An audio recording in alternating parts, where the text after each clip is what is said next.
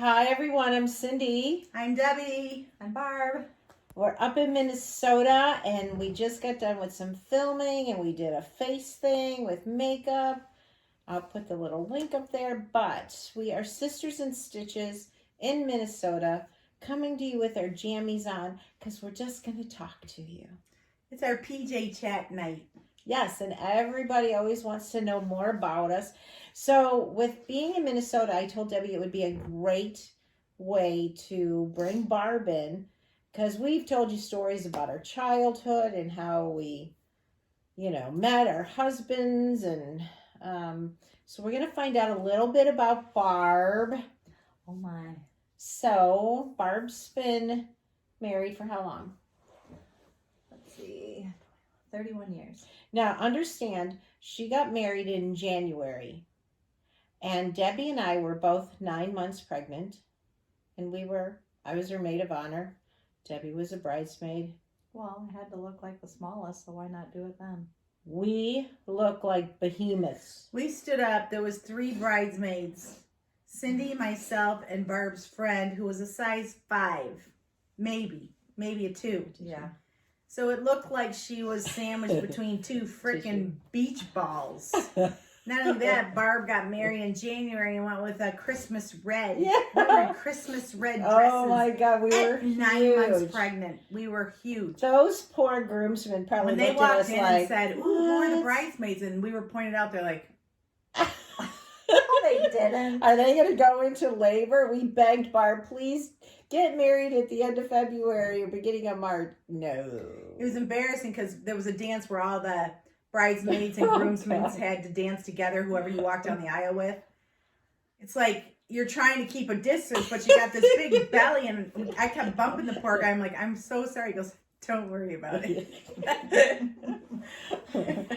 We both had Scott's brothers, right? Yep. Mm-hmm. Yeah. So anyway, and then she has 2 kids, Amanda and Josh, and how many grandkids? 4. 4. See? 3 So- girls and 1 boy. Yes. Yeah. Yeah, that's like me. I have 3 granddaughters and 1 grandson. So I have 0 grandchildren. they'll get married She'll have one them day. sooner or later. They'll get married one Nope. day. My youngest son just decided he's not bringing any into this world, with as screwed up as it is. My oldest son doesn't want any, and my middle son might have them, but he lives out in Arizona, so there you go. All right, so I guess really what I want to know now, I'm the oldest. No, Debbie really? is a year younger. Then we had my brother, who's 4 years younger than. So we'll do it No, based he on was me. 2.5 years younger than me, 3.5 years younger than you. He was born in 64. Right, I was born in 60. So 3.5, 4 years, whatever. Mhm. But I'll just say 4 years younger, and Barb is 8 years younger than me. So let's just say I'm 60. Debbie is 61. Debbie's 60. My brother would have been 57, and Barb is 51. 3. 53. Okay, yeah, that's right. Oh, yeah, 8 years. Yep. Anyway, so when she was little, Barb was our guinea pig. And, Guinea pig? yeah, we test things out on you. No, you'd make me do things to see if we get in trouble. Yeah, she wasn't our guinea pig. Cindy's trying to make nice on that. We literally tortured her. We tortured her for years. Let me tell you, I always doesn't matter what they made me do, the fact that they were asking me to do something, I felt like I was in. So it didn't matter what they asked, I did. She just wanted Let to me be give you with her 2 big examples. sisters. I'll give you 2 examples. My sister Cindy wanted me to be a boxer. Yeah. Remember that, Cindy? Yeah. Put boxing gloves on me, and I had Yeah. to box all the boys in the neighborhood. It wasn't fun when you get punched in the head and you couldn't see. I was acting like her coach, like her. Yeah. So me and Joey Scarzoni, remember him? Yeah. You made me box him. Yeah. Bad idea. Bad idea. That's all right. That's all right.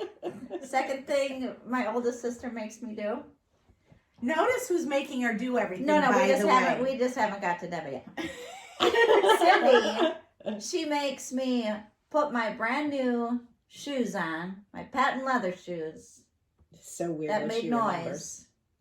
And I walked across a flippin' farm field to go to old Chicago. Oh, yeah, we were sneaking. Old So Chicago she could used to meet- be so she could meet her boyfriend. yeah, and I had to babysit her at the time.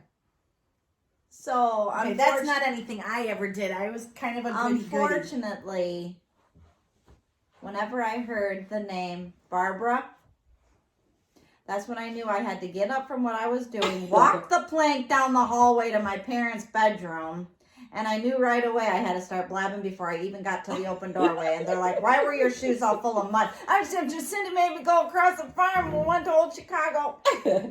Now, Old Chicago was a big shopping mall with a big dome on it, and they had like a amusement park on the inside. It didn't last long. Well, It's that's gone. because they opened this massive mall and they had no anchor stores. Yeah. They were all like specialty shops, so it couldn't support the size of the mall. Yeah. So it only lasted probably 5 years and closed. And we didn't drive at the time, and that's why we had to walk across a.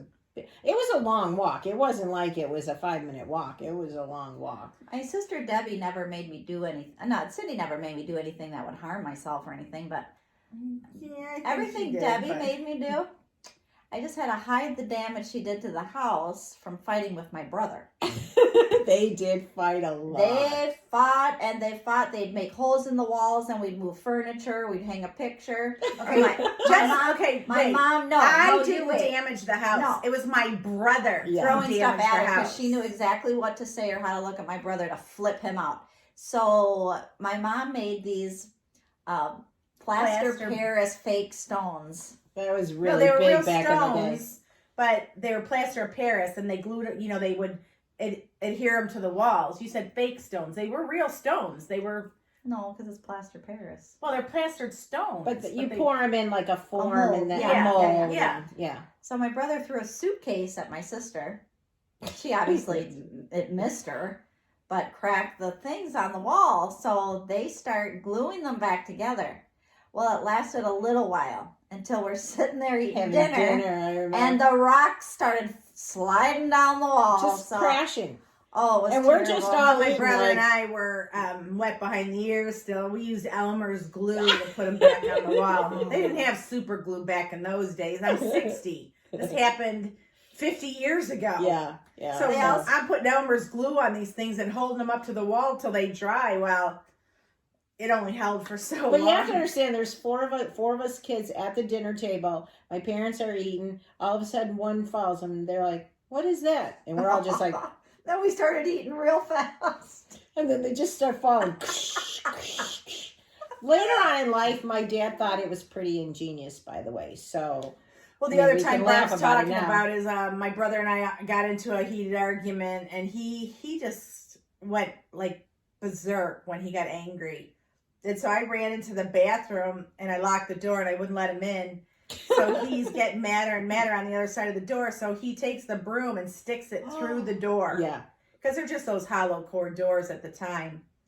So now we've got this hole in the door. My parents are On out the for the outside evening. of the door. It went through the door. It was No, it was only on the outside, because remember, we flipped we took the door from upstairs and brought it downstairs. right, and it was turned on the inside, so you couldn't. It did not go all the way through, so it was on the outside.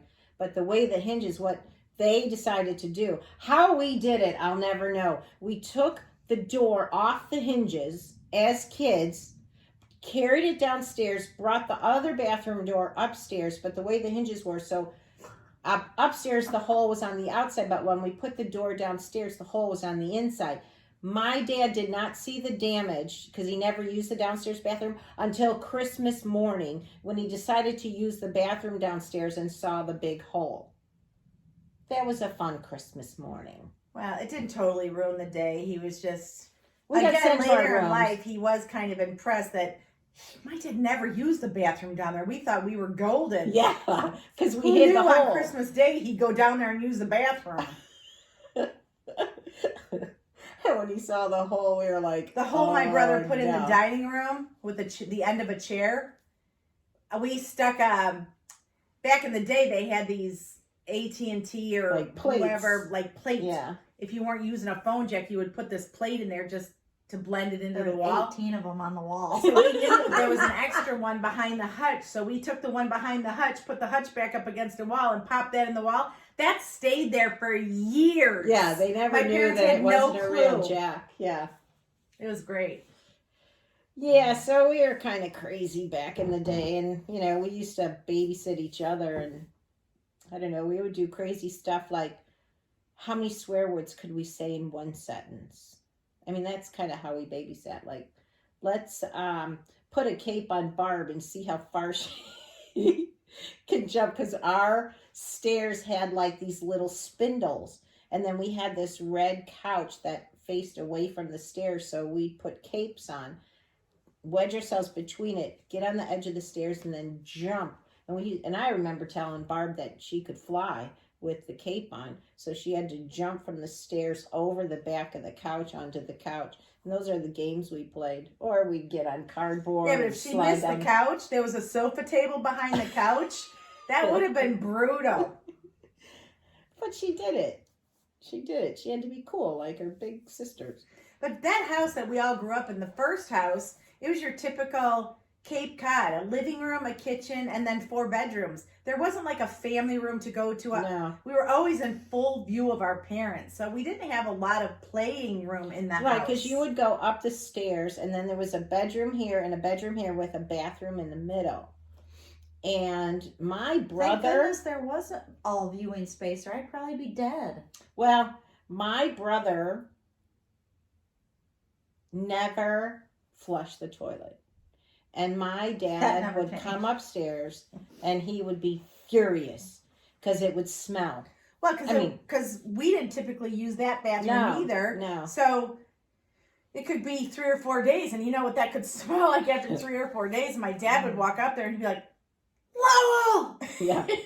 And he had it one day, and he made all of us sit in this tiny little bathroom. He wouldn't let us flush the toilet either. We had to sit in there and smell it, and with the door shut. So Debbie and I put some like Love's Baby Soft or something like underneath our nose or on our shirt, and we were sitting there like this. And I don't remember that. You were too little. You were a baby. Just little then. But what was it? I mean, so we all had to play with Barb upstairs when she was a baby, and Deb, was it you that bounced her off the bed? I didn't bounce her off the bed. I knocked her off the bed. Well, she was on the bed, and Debbie was jumping up and down on the bed, and jumped so hard that Barb kind of jumped off the bed. Jumped off the bed? No, well, fell off the bed? Fell off. We bounced her off the bed. Debbie did. And my parents heard the big thud. Yeah. Here's the type of punishment we got as kids. Never fly these days. So we had to... You didn't. I did. You were even in the all room. got in trouble. Because we all got in trouble. It was corporate punishment for all. Corporal, you mean? Corporal. We had to stand on the wall in the kitchen. My dad lined us up in the kitchen.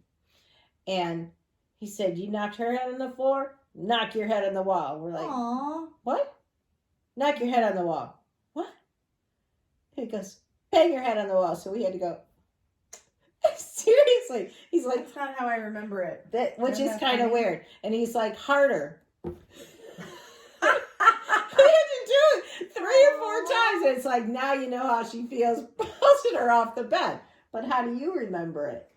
Well, I remember that she fell on the floor. Mom came running up. Dad wasn't involved. He was at work. She said, what happened? I said, she fell off the bed. Mom's like, she fell off the bed. Why was she, how did she fall off the bed? She maybe was a year old at the time. On it. And so she goes, lay down. And I laid on the floor, and she said, what Cindy said, it wasn't downstairs in the kitchen for me. For me, I had to lay down right where Barbie fell, and my mom, I had to hit my head on when I didn't do it. She said, do it again, and then she took my head and slammed it into the floor. She goes, that's how your little sister just fell. Aww. Oh, the punishments. I'm telling you.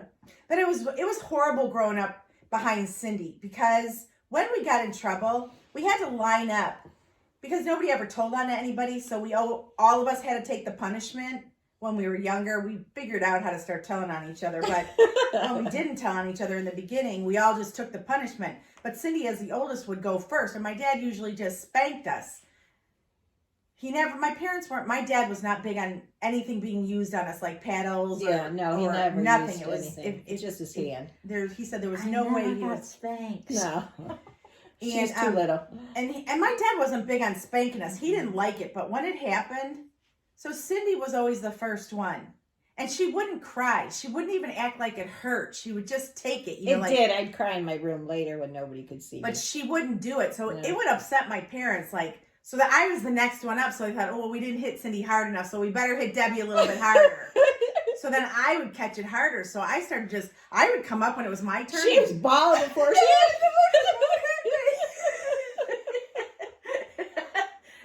By the time it got to my brother, it was just, I think my brother just would get a boot in the ass as he was walking by. But, yeah, those I mean, come on, those of you that are our age, when you got punished when we were kids, it's way different than it is now. We didn't have timeout chairs. No. They didn't say, we're going to take your phone away for the day if you don't stop doing that. My parents, they dealt with it right on the spot. Bam! It was over. Now they have timeouts in the timeout chair. They have tummy time. They have you set up play dates. Yeah, it's kind of crazy. I'm surprised we all turned out normal. Yeah, Are considering we normal though? Well, Hey, raw hamburger was like a delicacy. yes, I would steal raw uh-huh. hamburger. But in the summer, we had a big pool in our backyard. And when we were fighting too much, because we always had ponytails in our hair when we were kids a lot. Because We had really long hair as kids. So my mom would just get so mad at us. She would take us by the ponytails.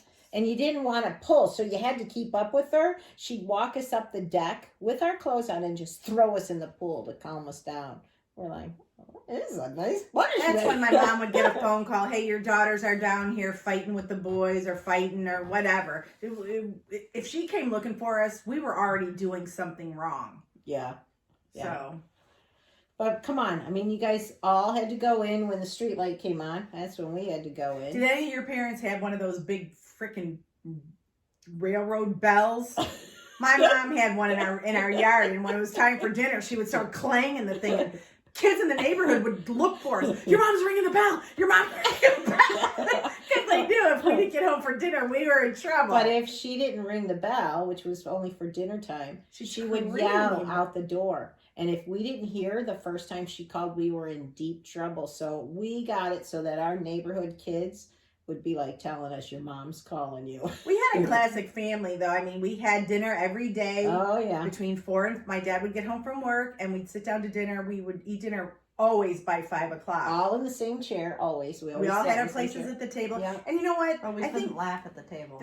that is A lot of we times, did yeah. though. But that's a lost art, I think. It I is. don't know too many families that do that. They might do it a couple times a week, but they don't sit down every night. And I'm There's so too many glad things. my parents did that with us, because we had times around that table that are so special now. I mean, when my brother, we weren't really supposed to laugh at the table. My mom didn't really mind.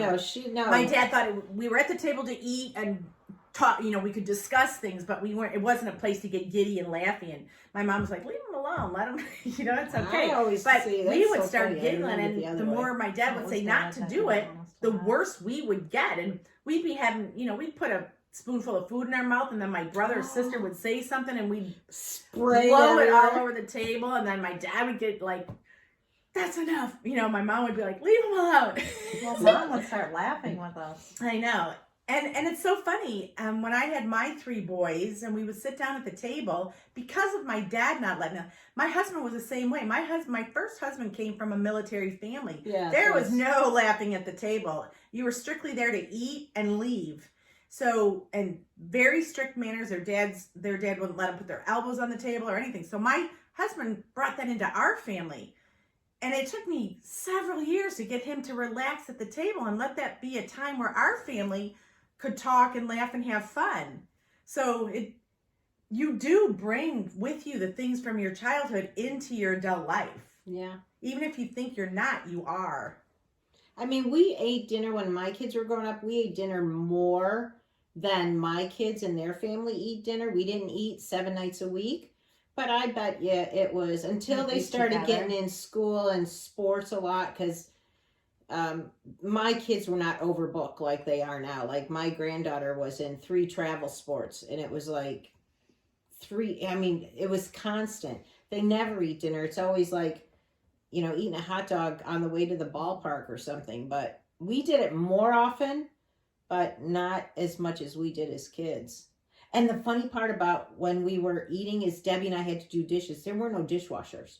So it used to be, then Debbie would say, okay, you just do everything one night and I'll do everything the next. But then we realized if we did it together, we can both get outside faster, because we couldn't go outside until the dishes were done. That's another lost art, where kids actually do chores in the house. Yeah.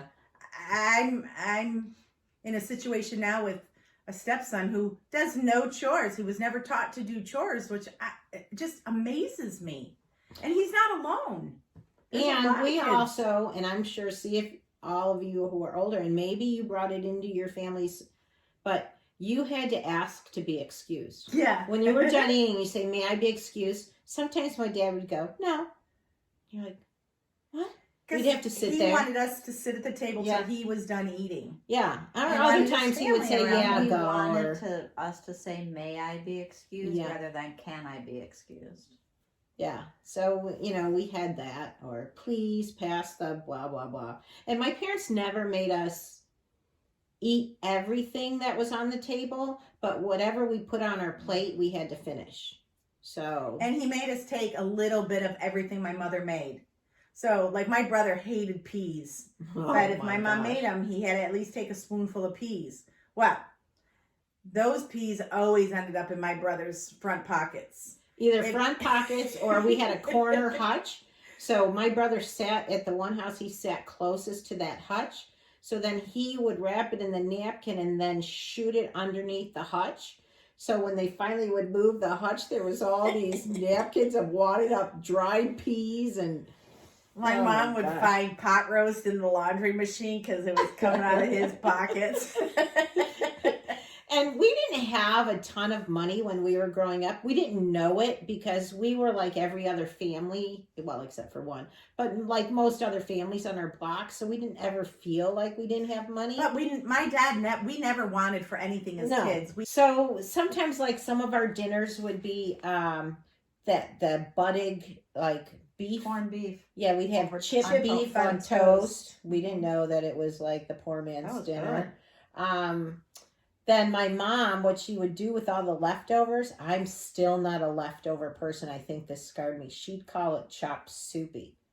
And she would literally So on throw- Fridays, Ugh. anything that was still in the fridge from Monday to Friday, she would toss it into like a big pan and A make like a stew or stewy, soup. soupy Ugh. thing. God, it was And I terrible. remember my dad had finally had enough. He said, you know what? Don't do this ever again. Yeah. I'm not eating this anymore, and neither are they. Yeah. So, but my dad hated peanut butter. And I remember one time my brother couldn't eat something, and my mom's like, he doesn't like it, lol. She's trying to plead my brother's case. And she goes, you don't like peanut butter, so you don't eat peanut butter. And he goes, I'll eat peanut butter. I'll eat anything. I'll eat it, and show him that I can eat what I don't like. So my mom he sat there and he choked down a half a peanut butter sandwich to show my brother that he could eat the pot roast and he would be okay. Because we couldn't leave the dinner table till our milk was finished.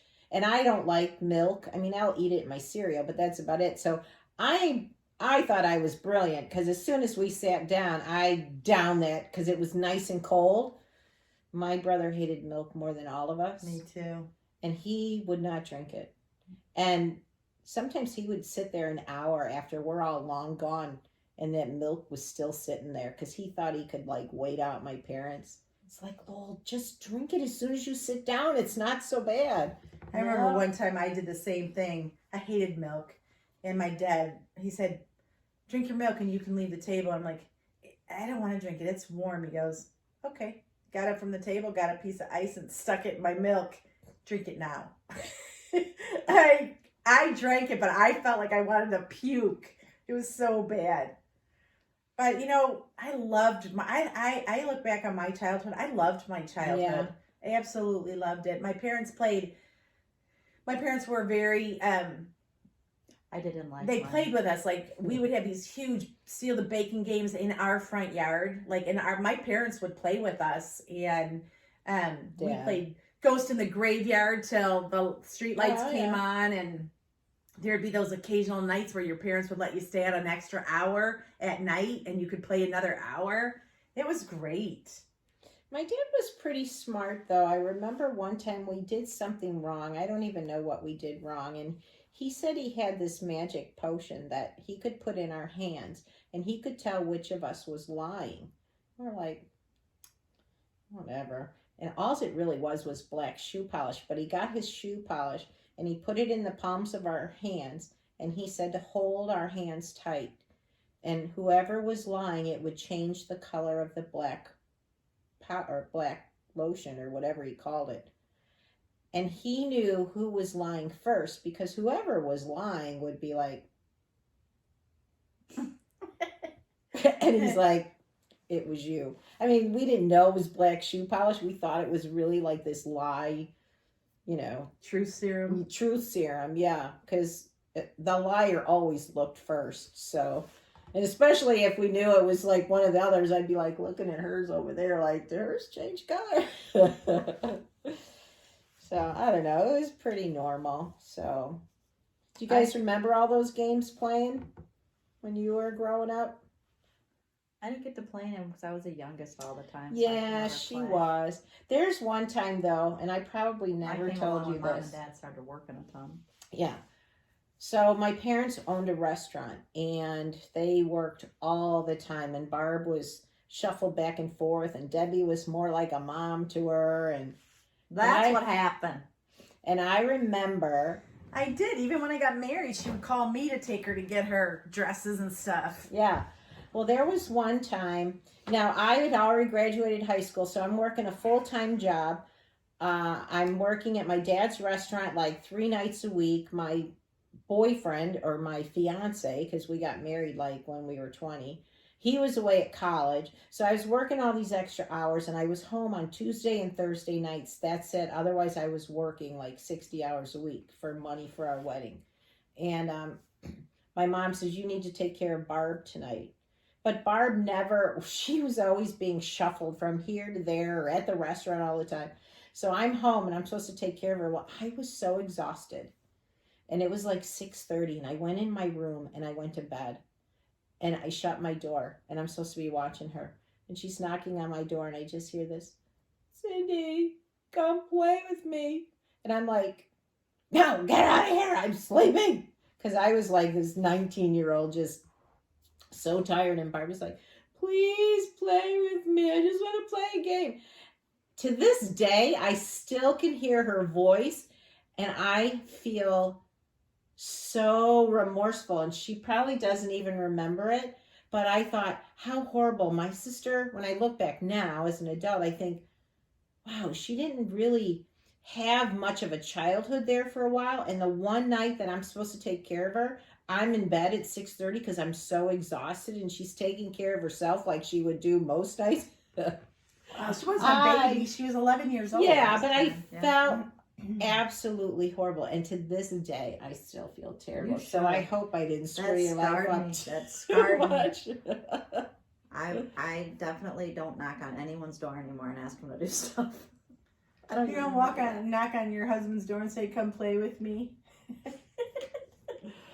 Only if they're so. Well, all right. So anyway, we're at like 30 minutes now. So that's just kind of a snippet into our early childhood. And, you know, I think it was a normal family for the 1970s. We grew up in the 70s. Yeah, I mean, 60s and 70s. Those were our growing up decades. Barbie would be probably growing up in the 70s and 80s. So, it was a typical older kids mistreating the younger kids. Yeah, you know, it's what you did when you had 4 kids in the family. The baby always got the brunt of everything. And my brother was the only boy, so you know, it's like he got all this favoritism. And Cindy was the oldest girl. Guess who Roll had got favoritism? no Yeah, as a significance? boy. I was the middle girl. Who cares about her? the typical middle child Oldest syndrome. daughter, youngest daughter, only boy. Here's the inconsequential one. And Right look, here. even in the video, she's way over there. Here's Barb and I, front and center. Woo!